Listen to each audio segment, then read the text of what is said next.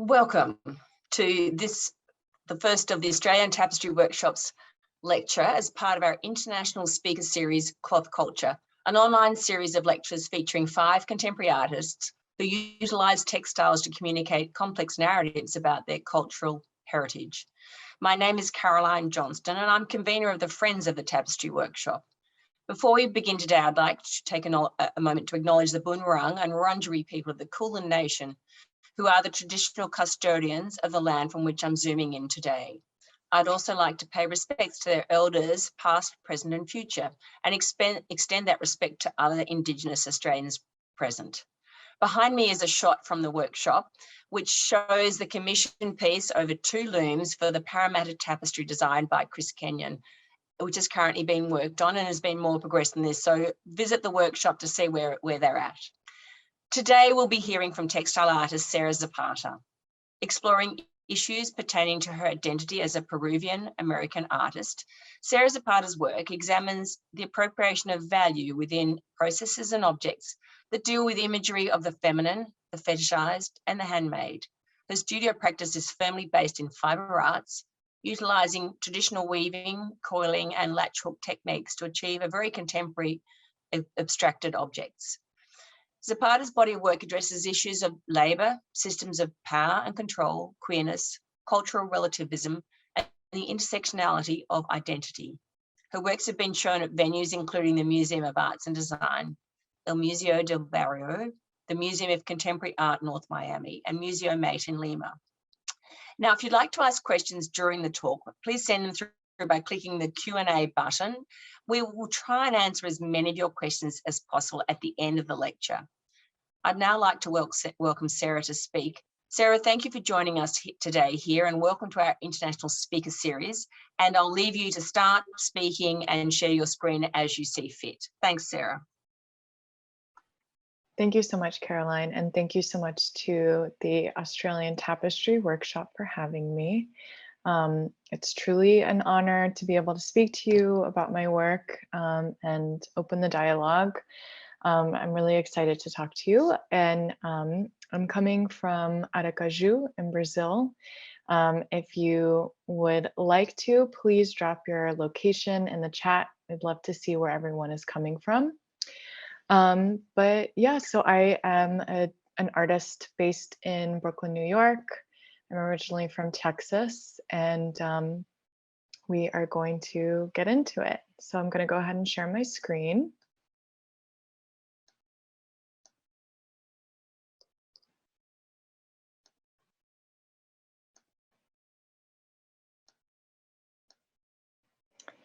All right, so this is a really good place to start. The presentation, I'm really going to start with work that is on exhibition right now and end with work that's also on view. So if you are happen to be in Amsterdam, or also if you are in Sheboygan, Wisconsin, please do stop by.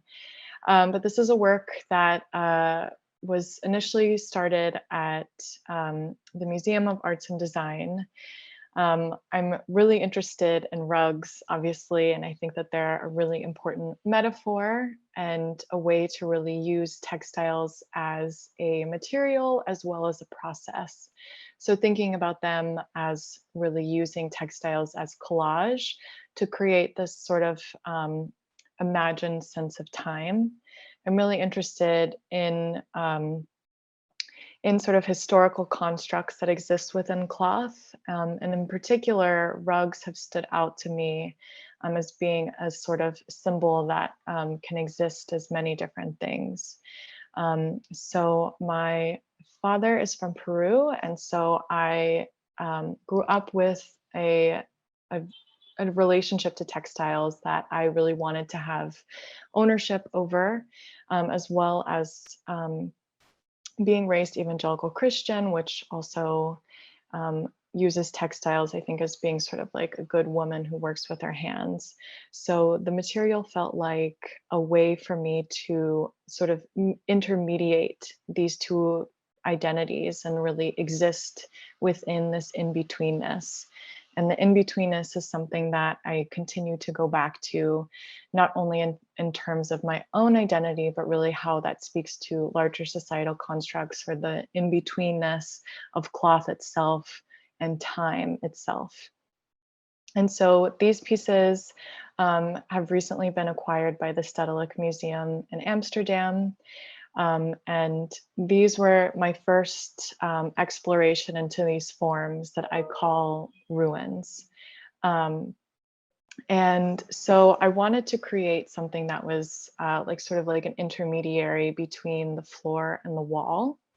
But also, again, sort of access this imagined sense of time, and also sort of existing as these altar cloths. So rugs have been something that I come back to. I had really been interested in sort of how they relate to the body and to feet in particular, and how textiles are so related to the body that I wanted to be in control of exactly how they did relate to them. And so upon further research into the rug itself, they really became this interesting sort of symbol of colonialism in Peru in particular. Textiles were not used on the ground prior to the Spaniards coming. It was really after colonialization that textiles were used on the ground, but they're thought of as this like very ubiquitous object from this part of the world. And so I feel like something that is obviously thought of as being so ubiquitous, it actually is this really interesting sort of relic of like political erasure. And so how to sort of take that object, but also with like the very American tradition of latch-hook, which is something that is like very accessible, thought of as being sort of very low art in this way, and how it can be transformed into something that is much grander and larger and takes up a presence. And rather than using textiles as a means of adorning the body, they're adorning the space to direct the body. So with these works, it was very much about creating this central sort of ruined figure that the viewer is able to sort of move around and to experience. And obviously like be invited to touch, which in previous works people had been able to touch, but we will get into that in a second. So this work is called A Famine of Hearing. This was, it opened in September of 2019 at Performance Space in New York. And so that was truly an incredible partnership to work with that institution, especially an institution that's committed to performance. These installations are obviously created for the visitor and for the visitor to have this narrative experience within. But I think intentional activations are something that are also really important to unlocking more of what the work is about. And so being able to work with them, I was able to curate performances. They curated performances. There were community meetings that happened, a lesbian Halloween party. It was a very active sort of space. And so I had used these shag pieces again, and these ruins, they were created at a different scale. So people could actually sit on these pieces and spend time there. They watched performances. And color was a way for me to also really talk about what this work was about. So as we saw in the previous work, color was just all over the place. And that was something that I really found was like a really important tool for me, especially with just using whatever I had. I think the work was so colorful in a way because I had a lot of very random yarn. And so it was just a way for me to just use the material, celebrate it and its implicitness, and, you know, really get into this like really crazy aesthetic and take up space rather than sort of feeling diminutive. And so with this work, I was really curious to see what it would look like if color was something that was much more controlled. And so I thought about what is the ugliest color combination that I could think of. And so I, of course, thought about Christmas. and this sort of nasty, ubiquitous language that we have of red and green. And so I was curious of where that combination came from. And so upon further research, Christmas really did not have this definitive aesthetic for a very long time. And it wasn't until this very specific 1930s Coca-Cola ad that established the language of Christmas. And if you think about it, of course, it's like bright cherry red is the color of Coca-Cola. And red and green in medieval churches were used as a way to sort of delineate power structures between the worshiper and the priest. And so I loved this this combination that exists, but then in spirituality, but then eventually was hijacked with capitalism. And so with this work, I was really interested in sort of mixing these languages that I had been using prior up till then with these ruins and the shag and tufting and hand-woven cloth. And so I had really begun using these striped pieces in previous works and was really interested to see how they would work with the more abstract works. But stripes have become something that is very important and that I use in my work quite often. There's biblical text that talks about how striped cloth is untrustworthy. You don't know which is the foreground and which is the background. And so from the medieval period onward, stripes were a way for people who were on the fringes of society to really be marked. And so poor people, jesters, prostitutes were made to wear stripes. And from that lineage, we actually get the jail stripe as well as the American flag. And so that I think is a very easy sort of indicator for me to, one, exalt the outcast, but also talk about these like strange histories that exist within cloth and sort of these overarching components that we're surrounded by all the time, and everything being in these very specific sort of standards, and it's all because of these other strange parts of history. So from that show, which obviously was a work that was very touched, very engaged with, I was invited to Lima to work on a new solo exhibition at Museo MATE, and it was truly a dream come true. I had always wanted to work in Lima and to make a show there. And so I started working at the beginning of 2020. You know, 2020 was our year, and I really was interested in like making these rocks with textiles and making all of these huge different components of hand-woven cloth, as well as these like tufted pieces, which you can see are the green, and then the shag pieces as well, and also ceramics. So I was really interested in sort of these rock walls that exist within Peru, Sacsayhuaman. They're these really incredible rock walls that have some rocks that are as large as buildings. And basically they're thought of these like magic rocks in that no one knows how they were able to be moved. The walls were constructed by people who did not use wheels, and they perfectly fit together. And when the Spaniards came, they literally were trying to harvest these rocks to build cathedrals, but they could not be destroyed. And then in contrast, I was really interested in sort of the Battle of Jericho and that narrative of the rock walls and people like pacing around doing God's directions, and then the walls coming and tumbling down, and then the town being completely destroyed. And so in thinking of these sort of two opposing narratives with these like rock structures made in something that is much more of like a tactile sort of material. But as you can see, this work is 1,000,000% a failure. I think everything sort of got in the way. I was not finished working with the work. Basically in Peru, the border closed, nothing was open. suddenly I found myself with so much time, but I literally had run out of material. So I had this installed in the house that I was living in, with just what I had. And then months and months later, when the country had opened up, the museum was able to install it. And the museum actually ended up closing. But it was this really crazy situation to really start off this new paradigm of life that we're in.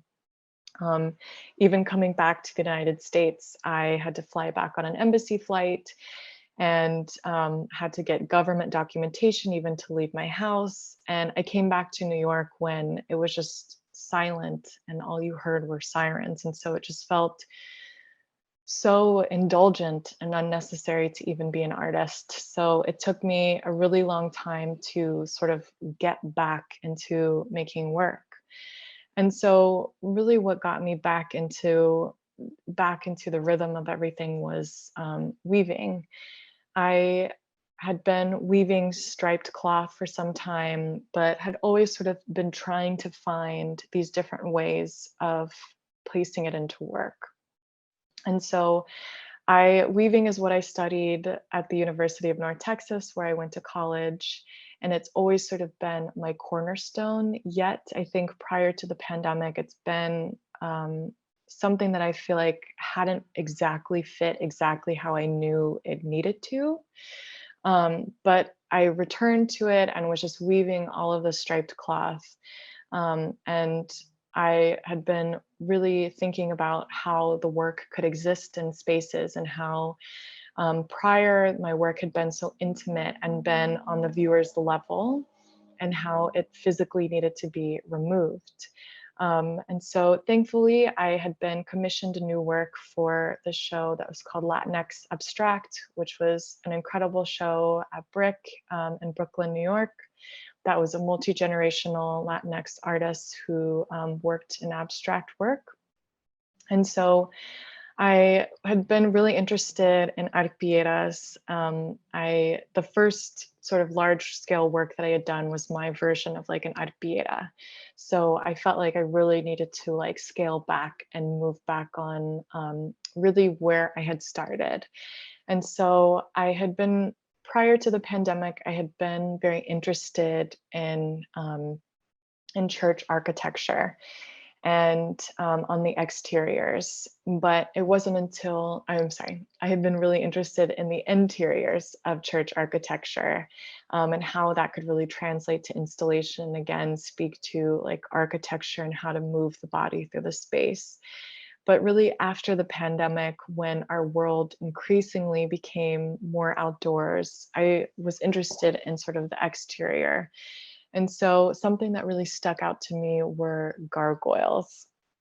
And that obviously, yes, they depict these evil spirits and sort of like these other strangeness parts of churches, which I think is a really interesting sort of contrast between sort of the like beautiful like stoicism that exists within them. But upon looking further into them, they, of course, yes, depicted the evil spirits, but it was their lasting sort of identification has been them sort of representing this idea of the uncontrollable and change.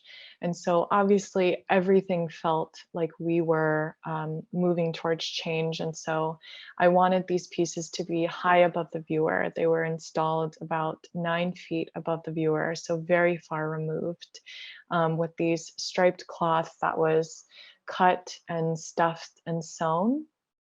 And so again, I think with all textiles, but particularly with hand weaving, I'm really interested in how textiles can be liberated from the rectangle. And so I really was fearless and cutting these weavings up, and it felt amazing. I think it's interesting, again, to going back to this idea of a material and a process, but how changing something does not inherently change its value. It's consistently evolving and growing and becoming something greater and something more. And ultimately, I think that's what's so great about textiles and why I think it's so important to use so many different techniques. I love that it's the same material with something that's so humble and also thought of as being very sort of like low class in this way. Think about the value of a work that's made in acrylic paint versus something that's made in acrylic yarn. There is this like sort of classism and value that exists within it, and how, again, to celebrate the material but exalt it into something that's completely different through labor and through technique. And so these gargoyles, they were sort of these trophy heads that I've done in previous works again, that I like to think of as being these sort of genderless sort of figures that come from these pre-Columbian civilizations, and thinking about those as sort of anti-hero societies and these figures. But as you can see, they're installed in the corner. And so again, I think I am celebrating and really leaning into the space and sort of like that in-betweenness, and being able to exist on two different planes at the same time. And so, yeah, so that was really what got me through the pandemic. And then I was fortunate enough to be invited to revisit the work that I had left in Lima. Crisis Gallery in Lima, they basically were able to gather all of the materials that had been at the previous installation at Museo MATE, which had at that point had closed. And so I really was at an impasse where I truly did not want to do anything with this work. I was ready for it to, not exist and to die and to fall into something completely else. But thankfully, I was able to sort of move on. And again, since I'm so interested in access time, I was able to literally work with myself in the past. And so I had created this sort of installation that became more of a landscape rather than this sort of like central sort of like rock wall figure. And I was able to mix these pieces with these new sort of gargoyle figures and how they could sort of mimic these other pieces. And again, there's trophy heads that are depicted in these tufted works, and that sort of mirroring that can exist within them. And then using the paint as a way to, again, stripe the space in itself, and how this sort of exploration of this idea of rules that I give myself within these works, but then also the absence of these rules. And again, using that way as a sort of existing in the in-between with these pieces. So I created this sort of landscape that exists as sort of this, again, sort of fantasy and this imagined space, imagined time with these. And with all of these works, I'm always interested in sort of evoking that of Jose Esteban Munoz, and that we as queer people, it's our job to access these better futures and to imagine this, imagine these means of achieving futurity. It's never our job to only exist in the present. We are always pushing towards the future, always bettering to get us to this future. And so very much in this way, I think fantasy is like a very important tool in sort of imagining this, as well as beauty. I think beauty is something that can be a really incredible sort of access point with these pieces. But I never want beauty to be the only takeaway with these. And so this truly was just a really great experience and a learning experience. And I think failure is something that I've learned is very important, especially with installation. So many times, I mean, not so many times, literally every time you have the dimensions, you have these plans, and you're making things to be to this specific, environment. And it's kind of like this ultimate sort of manifestation where it works and sometimes it doesn't. But I think that that's also a really important part of life, and particularly with my process, for sure.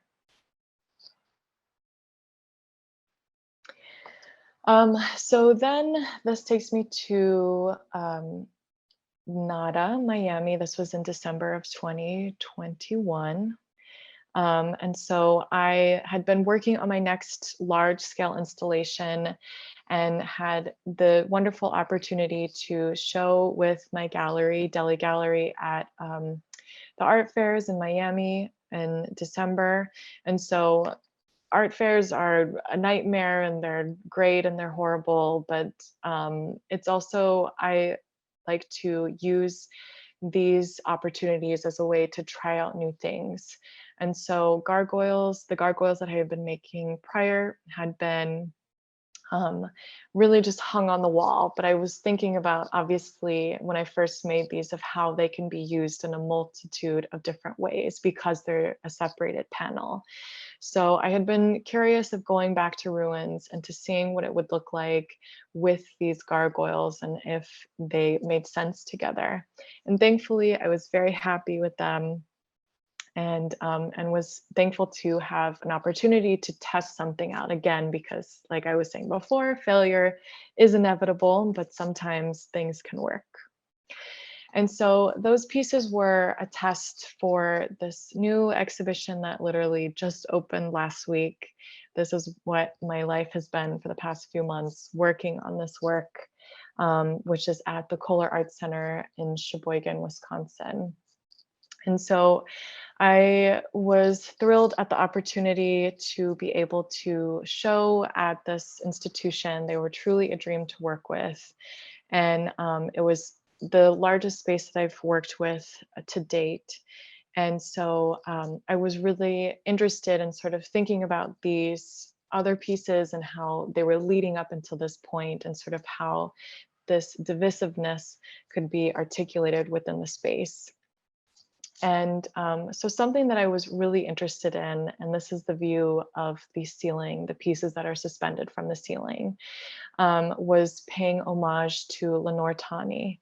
So the Kohler Arts Foundation actually has her studio at their art preserve. If you're ever in Sheboygan, their collection is amazing. They have the Kohler Arts Center, which is a rotating exhibitions, and then the art preserve, which is their permanent collection. And so there they have the studio of Lenore Tawney. And so they had done a survey of her work a few years ago. And in the space where I'm showing, they actually had one of her cloud pieces, which is the suspension of all of the individual strings, which is so beautiful and ethereal and so elegant.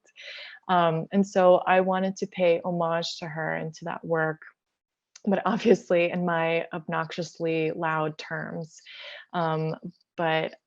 So I was really interested in how this sort of in-between space could be articulated literally with the space on the ground, as well as the sort of mirroring that was above you.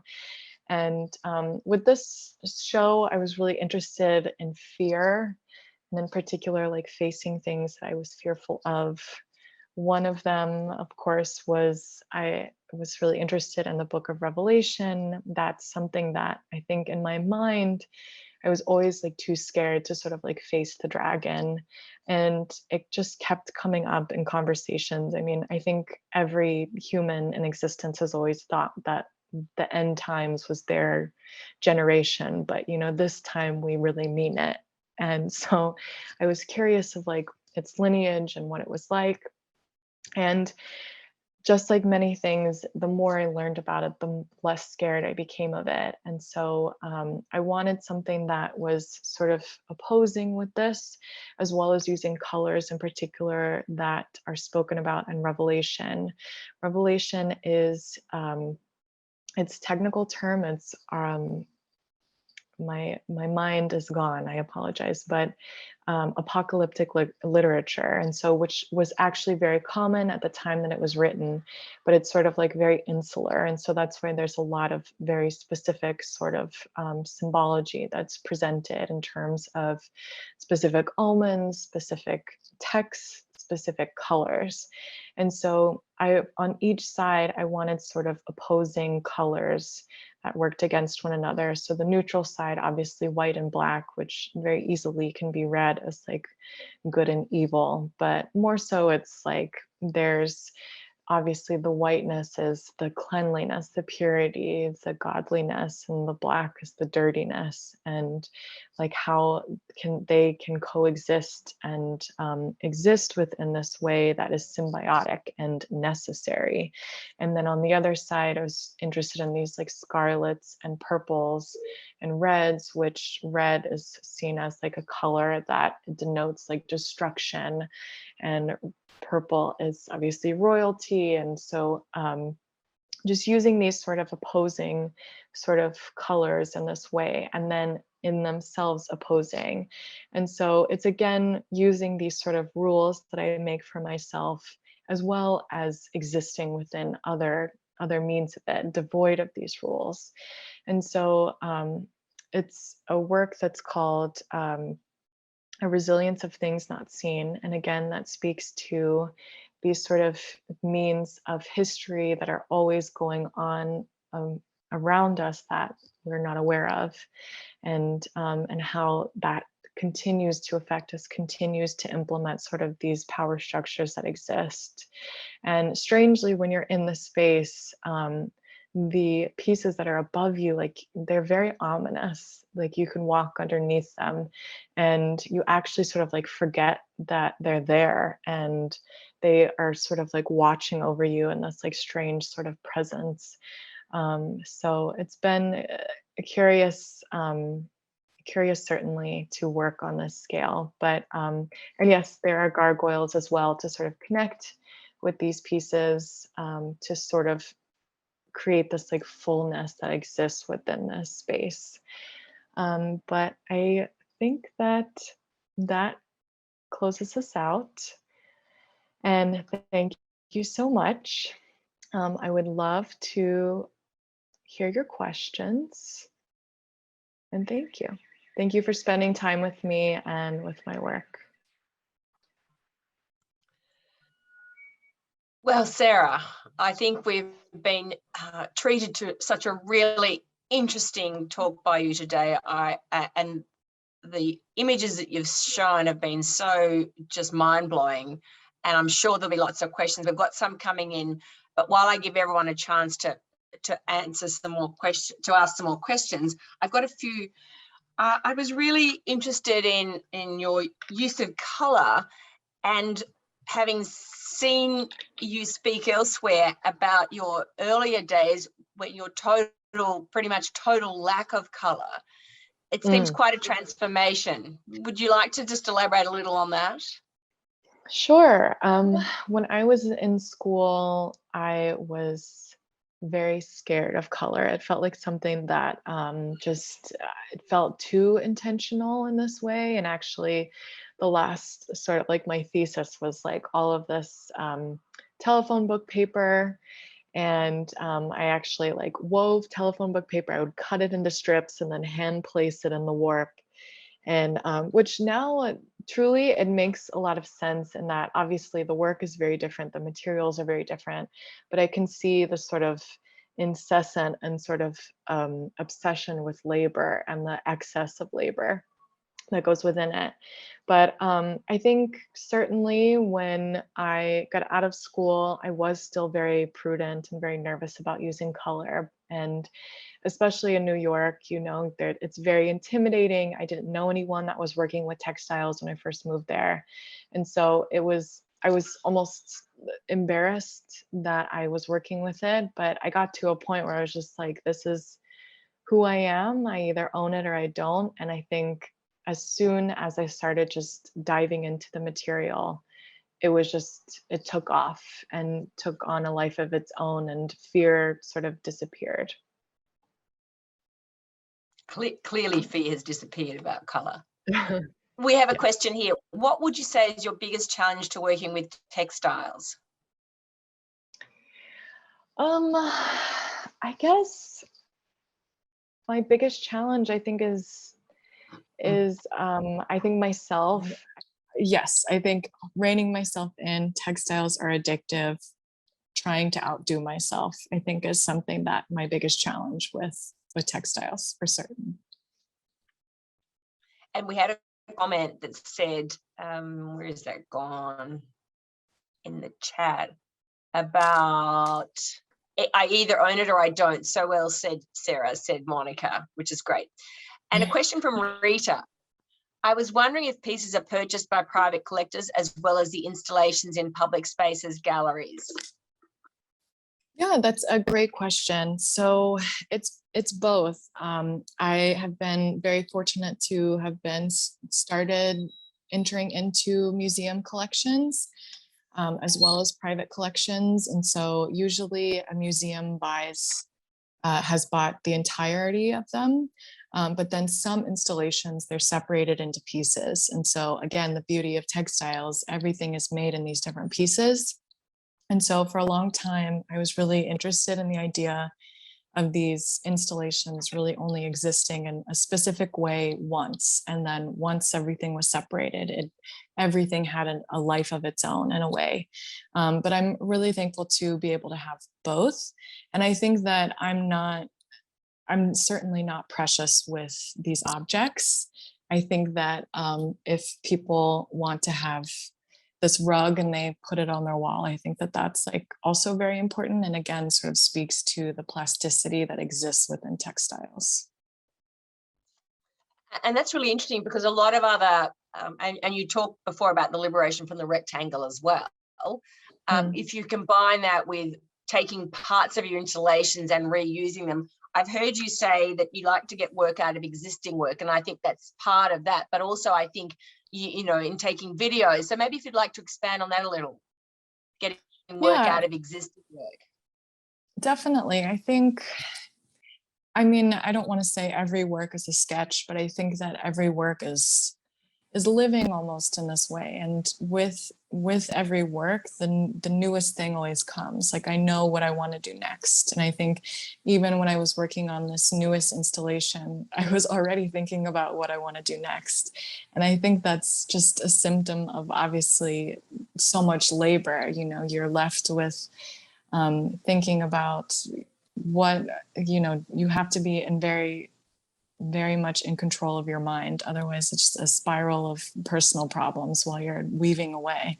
But I think absolutely it's so important to think about what's next, and each work sort of leads to the next thing. And I think for a long time, I was really nervous that once I had an idea and I did a work, that was it. I couldn't revisit this language. I couldn't revisit these colors or these forms. But I've since, you know, again, I think obviously I make a lot of rules for myself, and I'm trying to think about how I make the rules and I also can break them, and how using established visual language that I've created over these years can also lead to something else and can change and become something else and continue to evolve. Thanks, Sarah. I have a question from Vicky. Do you use helpers? This is this sort of age-old, you know, as you mentioned, labor and everything and all the relationship with the work that you make. Do you use helpers? Yes, I mean, for the most recent installation at Kohler that I had, that was the biggest part of my budget. I wanted an assistant. That was the first time I had been able to hire an assistant. And prior, I had an intern for the show at Performance Space. So it's still something I'm getting used to. It's wonderful being able to have someone else in the studio. Lord knows it can be really lonely, and to help with so much labor. But for me, still, it's very important that I'm doing most of the work. I think it's thinking about labor as absolution as well as honoring these traditions. And so that to me means that I need to make the work. And a technical question, are these tufted or woven rye knots? I don't quite understand that question, but you can elaborate a little. Sure. Well, I did talk about that I have some works that are tufted. And so I had gotten a tufting gun a few years ago, and I have a love-hate relationship with the technique, to be honest, but I got the tufting gun as a means to reference embroidery on a larger scale. So the guns that I got are only the looped pile rather than the cut pile. And the shag pieces, they're all meant to reference latch-hook, which is just a very silly sort of tradition of making rugs, but they are not actually latch hooked. They are industrially sewn by me. Thank you very much. Mm-hmm. And a question from Ellen. Can you discuss more about your materials choices and your relationship to the materials you use? Yeah, I think, I touched on this earlier for sure. I think I love yarn. I love textiles. I think that there's so much that can be done with them. And again, I think with these installations, obviously it's for the viewer. It's for this experience where literally the viewer is a part of the work. They become inside of the work. And textiles are a really incredible way to access them. Literally every single human has a relationship to textiles. So while some people who think that art is something that they don't understand and they can't really have a tangible understanding of it, using textiles as a way to sort of navigate that and to sort of show that truly anything can be art, anything that you think of, something that's like very humble. And so I love how humble it is. I love how like tacky and horrible and beautiful it is. And again, it's that existence of too many of the multiplicities of different things. And so I certainly have a very intimate relationship with yarn as well as the art of textile making. I think it's also something that I will study my entire life. It's something that has such vastness and knowledge, and I find that to be so exciting, and also breaking down that vastness as well and learning about it and breaking the rules, or just not even acknowledging the rules as well. And you talked about telephone books early in your student life, using those. What is it? Do you now use new and recycled materials in your work? Yeah, I try to use recycled as much as I can. And I am a crazy person about materials. I keep everything, every single thing. Like motorcycle. I keep everything. And especially now with the gargoyles, that has become so amazing, and that I can use anything as stuffing. So scraps, ends of warps, every single thing. Even when I serge the hand weavings before they sew, I keep the scraps from the serging. And so every single thing I try and keep and just use as much as possible. And I think you've extended that thinking. I mean, I met lots of textile artists keep lots of things, but in fact, hearing you say, well, I'll stuff them with those things too, I was like, oh, that's a great idea. Not everyone has thought about going to quite that extreme. It's true. I love stuffing, even to the point even if it's old clothes, everything. I hate the idea of textiles getting thrown away. I think it's just absolutely horrible. I wonder if you could talk a little bit further. It seems to me that you and what you've been saying tonight has been really interesting. Today has been really interesting. But you have a very broad range of inspirations, it seems. You've got sort of the church interiors and exteriors, the rock walls, the colours, your cultural. Is that part of just your all of your cultural mix for you? Do you feel that that's abnormal, your range of inspirations, or is it totally normal for you?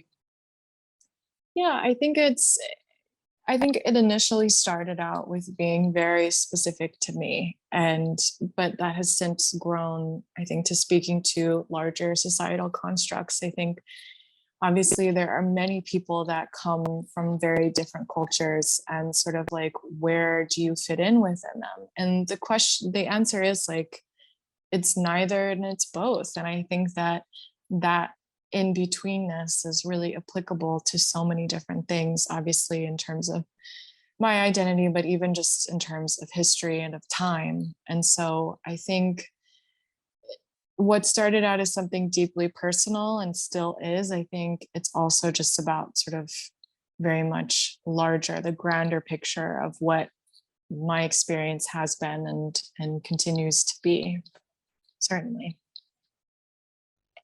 Here is a lovely comment from Mary. It's been such a treat to hear you speak, Sarah. Thank you, with a big capitals on the U. And I think maybe this is a time to wrap up tonight. Sarah, I think you have given us some wonderful insights into your practice and sharing of such beautiful and amazing and fascinating works as you have, including the last one, which you've got ceiling and floor mounted on walls. It is such a, just gives us such a strong picture of where you are at the moment and how wonderful your work is and your generosity in speaking. It is clearly hot there tonight. We really appreciate you joining us. Thank you for such a wonderful talk. And before I finish, I'd like to thank everyone at the Tapestry Workshop who's worked to put this lecture together. We really appreciate those efforts.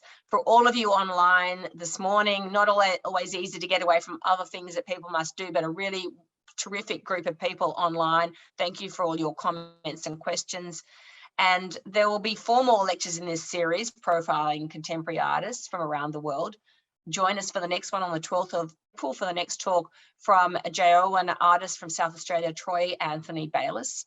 So Sarah, again, thank you from all of us here. We're thrilled to have you speaking to us today, and we wish you all the very best in your career, and we're just fascinated by what you're doing. Thank you so much, and good night and good day, everyone. Good night to you, Sarah. Bye. Thank you so much.